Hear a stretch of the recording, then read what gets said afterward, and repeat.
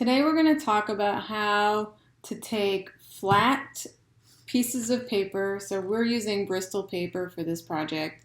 Flat pieces of paper and create dimensional parts in order to make an assembled sculpture out of this paper.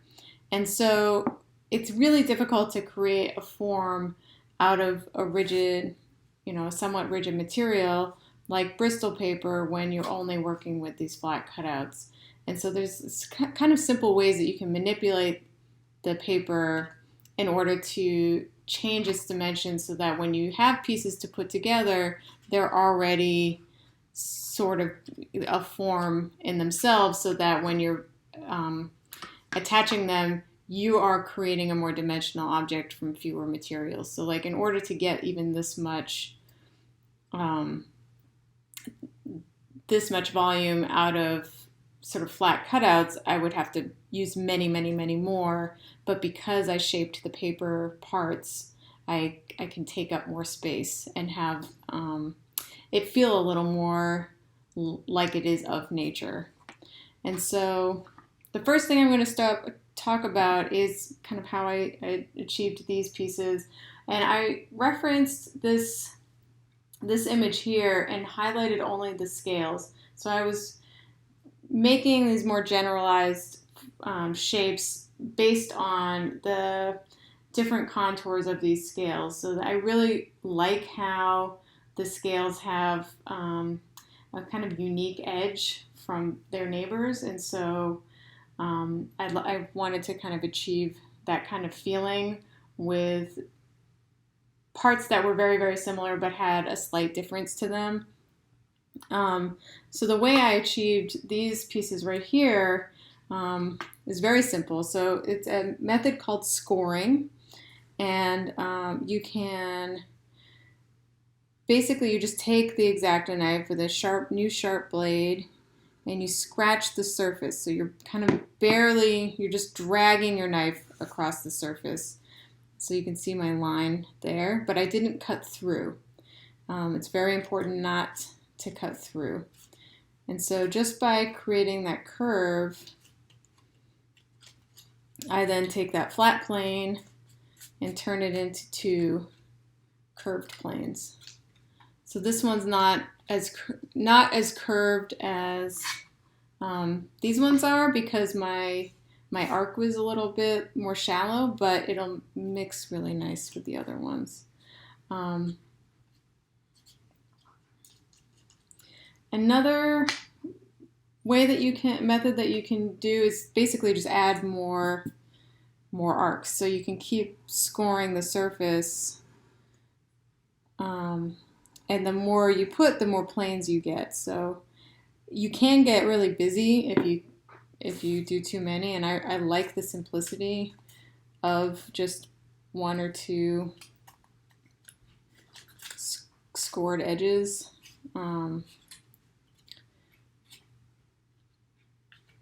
But you can see I have this nice curve here, and then these sort of like two sides, and then you can actually glue them together on the inside and then get this like almost pod shaped on the other side, so that your sculpture changes a little bit as you move around it. You can also do, it doesn't have to be a straight curve, you can do an S curve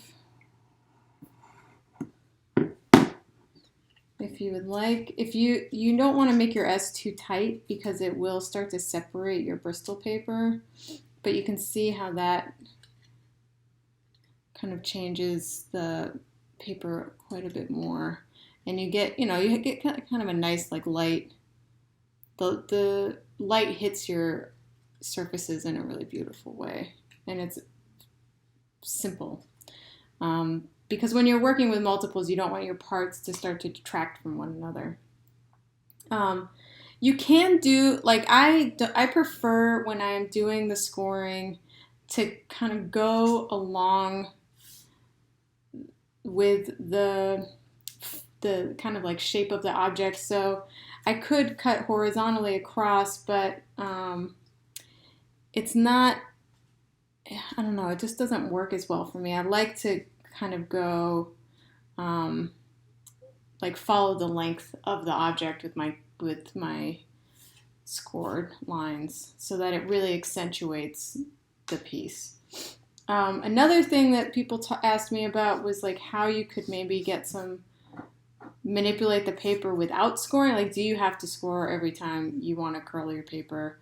And you can. So the paper has a memory that it wants to be flat. It's been pressed by a machine, and so all the fibers are compressed in this orientation and they want to stay flat. But what you can do is you can dampen it a little bit and manipulate it that way, or you can just use your fingers to sort of stretch out the fibers and relax them a little bit.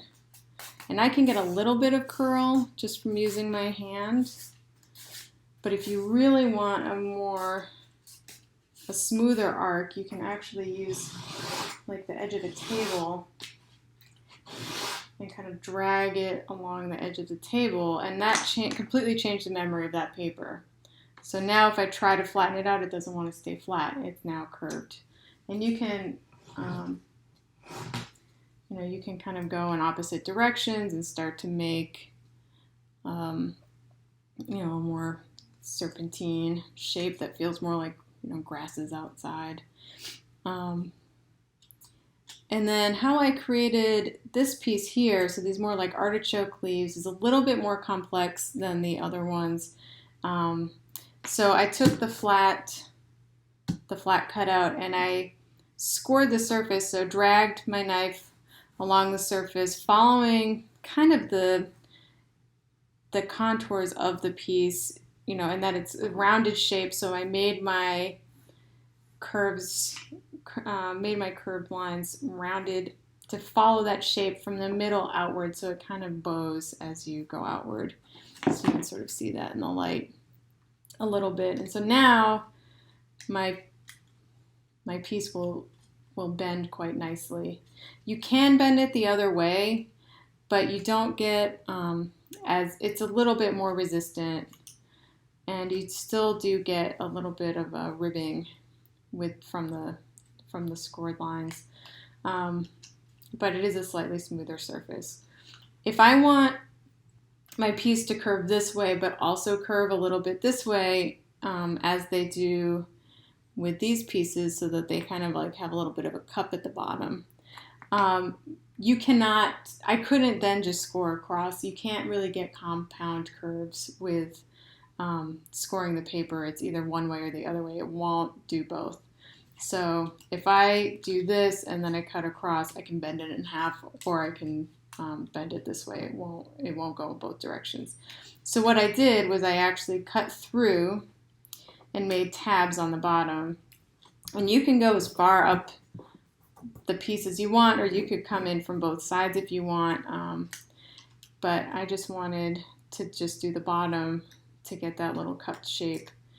And then you would glue these together. I kind of interweave them, and then that starts to create that other curved surface.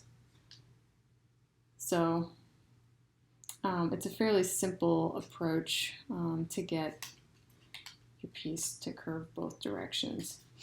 The other thing that you can do to break down the surface of your paper is actually, instead of scoring, you can actually cut right through and make interior cutouts in your paper, and that will make the surface of the paper much more pliable.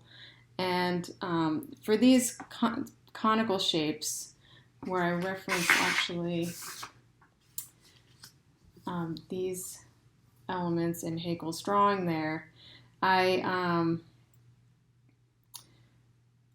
basically just traced my coffee mug, cut out a circle, and then I cut out a slice like a pie or a pizza, and then made all of my surface cuts, and then I can actually glue, like kind of fold it in on itself and glue that down so that I can get this conical shape here.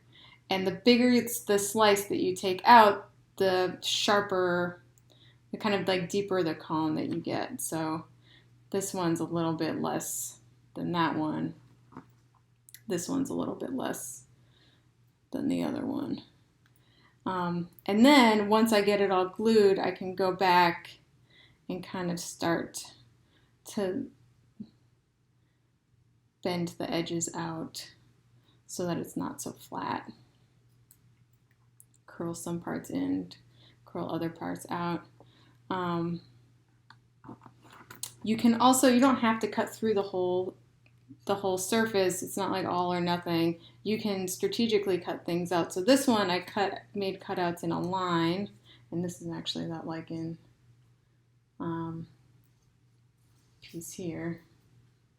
So I made these cutouts in a line, and then I get this sort of similar effect that I would from scoring, but I wanted to sort of like, similar to these scored pieces, I wanted to maintain some of the plane of the paper plane, and so I didn't cut through the whole thing. I wanted to have these larger moments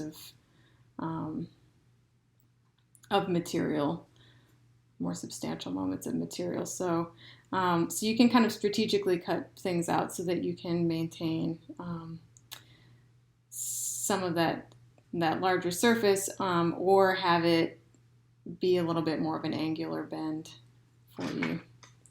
And then finally, you don't actually have to cut all the way through in order to achieve, to break down the surface like this. So you can actually get surface texture by making a cutout and leaving part of it intact with your piece, and then bend them out. You can even bend them in 2 directions if you'd like. And they can be, the cuts can be as complex or as simple as you want. So they don't have to be these kind of generic leaf forms, but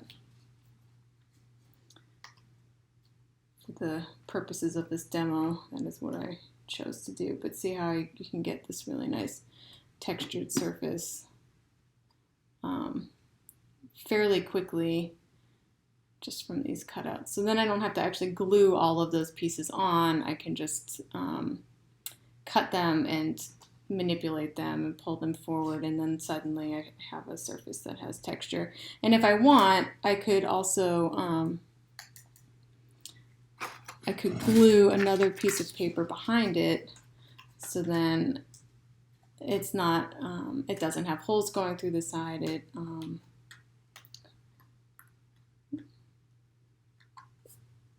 It's more like a whole other, like a laminated surface to create more dimension.